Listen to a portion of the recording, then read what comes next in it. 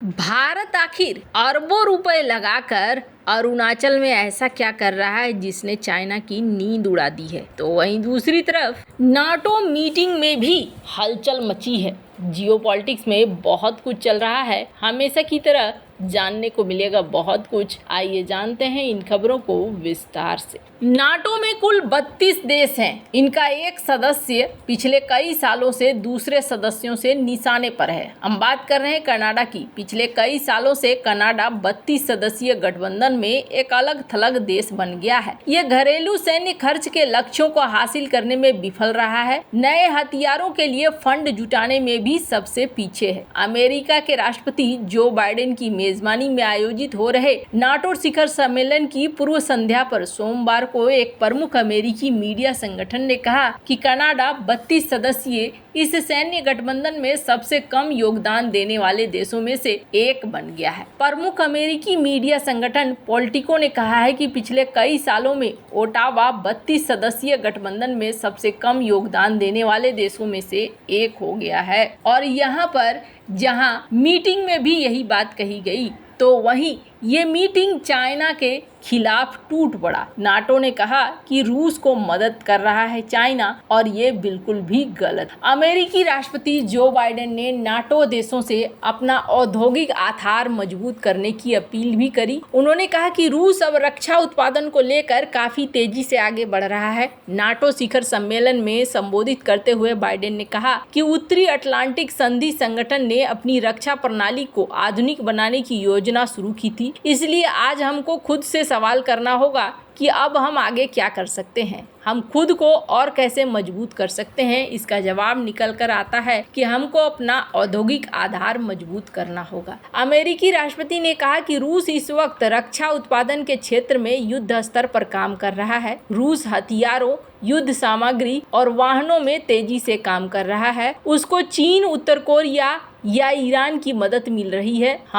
हमको भी इस नाटो गठबंधन को पिछड़ने नहीं देना होगा। बाइडेन ने आगे कहा कि मुझे खुशी है कि हम सभी नाटो सदस्य हम यहाँ अपने औद्योगिक आधार और अपनी क्षमता का विस्तार करने का संकल्प ले रहे हैं। ये हमारी सुरक्षा को मजबूत करने के लिए एकदम जरूरी कदम था। ऐसा पहली बार हुआ है कि हर एक नाटो देश स्वदेशी रक्षा उत्पादन की योजना बनाने का वचन दे रहा है। पहले नाटो शिखर सम्मेलन की 75वीं वर्षगांठ के अवसर पर ऐतिहासिक शिखर सम्मेलन के लिए 38 विभिन्न देशों के नेता यहाँ एकत्रित हुए। यूक्रेन, जापान, न्यूजीलैंड और कोरिया गणराज्य सहित सभी नाटो देश के सदस्य यहाँ पर मौजूद थे। अब सवाल ये उठता है कि क्या नाटो में यूक्रेन शामिल होगा? तो इसको लेकर जवाब दिया गया। स्क्रीन पर एक आर्टिकल देख सकते हैं। कहा गया कि नाटो में ज्वाइन तो होना ही है, लेकिन कब होना है इसको लेकर अभी कोई गारंटी नहीं दी गई है। वहीं दूसरी तरफ स्पेन के पीएम ने यहाँ कहा कि आप यूक्रेन के लिए और गाजा के लिए दो अलग अलग मापदंड कैसे रख सकते हैं, ये बिल्कुल भी सही नहीं है। खैर, जहाँ एक तरफ ये सब कुछ चल रहा है नाटो में, तो वहीं दूसरी तरफ अरुणाचल प्रदेश को लेकर बुरी तरीके से भड़का है चाइना। क्यों भड़का है आपको बता दूं। अगला जो युद्ध होगा ना, ये युद्ध किस चीज के लिए होगा? ये युद्ध होगा पानी के लिए। और ये पानी क्यों होगा और इतना ज़्यादा क्यों? चाइना को अक्साई चीन भी चाहिए, चाइना को अरुणाचल प्रदेश भी चाहिए, चाइना को नेपाल, सिक्किम और भूटान भी चाहिए। क्यों? क्या चाइना के पास इतना ज़्यादा ज़मीन नहीं है? नहीं, चाइना के पास ज़मीन तो बहुत है, लेकिन चाइना के पास प्यास है, और उस प्यास को मिटाने के लिए उसे चाहिए। पहले उसने तिब्बत, यहाँ पर इसने अपनी प्यास बुझाने के लिए एंट्री मारी, और यहाँ पर इसने कई सारे सुपर डैम बना दिए। अब उसके बाद फर्स्ट चाइना के मैप को देखिए, 94% जनता कहाँ रहती है? वहाँ रहती है जो समुद्र का किनारा है। 6% कहाँ रहता है? वहाँ जो रेगिस्तान है। समंदर के किनारे वाले के पास क्या फ्रेश पानी पीने का मिलेगा? नहीं मिलेगा। इसके पास पानी नहीं है, लेकिन इसके दोस्तों के पास है। इसके दोस्तों के पास जैसे रूस का बाइकाल यहाँ उनके पास है। इसके अलावे नेपाल के पास है, इसके अलावे भूटान के पास है, इसके अलावे दुश्मन भारत के पास भी है। लद्दाख, नेपाल, सिक्किम, भूटान, अरुणाचल प्रदेश, ये 5 फिंगर कहलाते हैं ना, तो आपको बता दूं, लद्दाख में है इंडस, नेपाल में है हिमालय की नदियां, सिक्किम में है तीस्ता और भूटान में है इसकी भी नदियां। अरुणाचल प्रदेश में 2/3 ब्रह्मपुत्र का पानी है। तिब्बत तो मात्र 1/3 पानी ही इस्तेमाल कर पाता है, 2/3 वो भी भारत के पास है, फ्रेश वाटर। इसीलिए अरुणाचल प्रदेश को लेकर चाइना इतना ज्यादा आक्रामक रवैया अपनाता है। अब भारत ने एक बड़ी पहल की है। भारत ने भी काफी तेजी से अरुणाचल प्रदेश में 12 जल विद्युत स्टेशनों के निर्माण में तेजी लाने के लिए $1 बिलियन खर्च करने का प्लान कर रहा है। हाल ही में आई इस रिपोर्ट को देखकर चीन भड़क गया है। चीन के विदेश मंत्रालय ने भारत के खिलाफ जहर उगला है।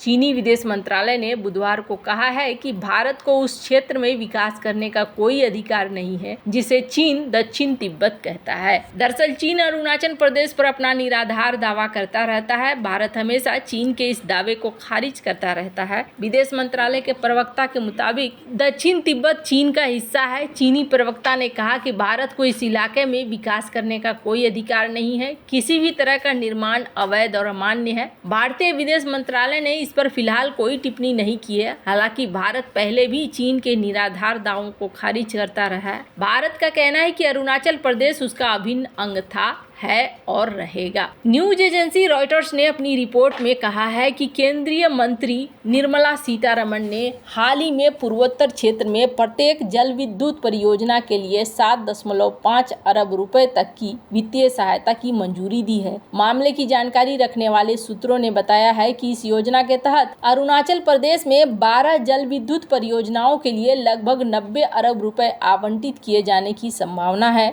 2024-25 के संघीय बजट में जल विद्युत स्टेशनों की योजनाओं की घोषणा की जा सकती है। 23 जुलाई को बजट आएगा। भारत और चीन के बीच 2500 किलोमीटर से ज्यादा लंबी विवादित सीमा है। इसे लेकर 1962 में दोनों देशों के बीच में युद्ध भी हो चुका है। ऐसी रिपोर्ट है कि चीन ब्रह्मपुत्र नदी के एक हिस्से पर बांध बना सकता है जो तिब्बत से होते हुए अरुणाचल प्रदेश में आकर बहती है। भारत को चिंता यह है कि इस क्षेत्र में चीनी परियोजनाओं से अचानक बाढ़ आ सकती है या पानी की कमी हो सकती। दोनों ही परिस्थितियों में भारत अपने यहाँ बांध बनाकर तैयारी रखना चाहता है कि ऐसा कुछ भी हो, अगर पानी बहुत ज़्यादा छोड़ भी दिया जाता है तो भारत के जो डैम हैं वो उसे कंट्रोल कर सकें, और अगर सूखे की स्थिति हो तो इन डैम में भी पानी को जमा करके रखा जा सके। तो दोनों ही चीजें हैं जिसको लेकर ये कहा जा रहा है कि भारत काफी लंबी सोच के तहत इसे बना रहा है और इसी चीज को रोकने के लिए चाइना अपना पूरा दम लगा रहा है। हालांकि तिब्बत की बात इन दिनों बहुत ही ज्यादा निकल कर सामने आई है और पहले भी